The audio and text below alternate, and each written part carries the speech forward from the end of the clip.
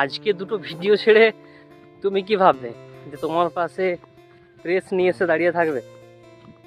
হয় কখনো? যখন তুমি তোমার কাজে কনসিস্টেন্টই নেই, তখন তোমাকে চাইবে কে? তোমাকে শুনবে কে? তোমার কাছে সব থেকে বড় হাতিয়ার আছে যে তুমি কথা বলতে পারো, তোমার হাত পা আছে, তুমি নিজে একটা হাতিয়ার। তাহলে তুমি কার আশা করছো? আর একটা দুটো ভিডিও ছেড়ে তুমি যদি ভাবো যে আমি কিছু পেয়ে যাব, কিছু হয়ে যাবে, এইভাবে তো কন্টেন্ট ক্রিয়েটর হয় না।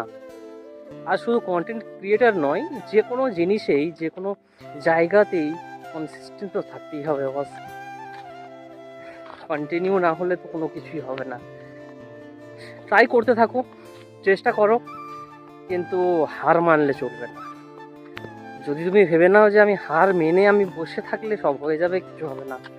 তোমাকে কন্টিনিউ করতে হবে বস। আর যদি তুমি কন্টিনিউ না করতে পারো, কোনো কিছুই সম্ভব নয়। একটা মানুষ সফল হওয়ার পিছনে, একটা মানুষ সেই জায়গায় পৌঁছানোর পিছনে তার যে কত বড় ফেলিওরের রাস্তাকে অতিক্রম করে তাকে পার হতে হয়, তাকে সেই জায়গায় পৌঁছাতে হয়, সেটা তুমি বস তোমার লাইফেই বুঝতে পারবে যখন তুমি সফল হবে।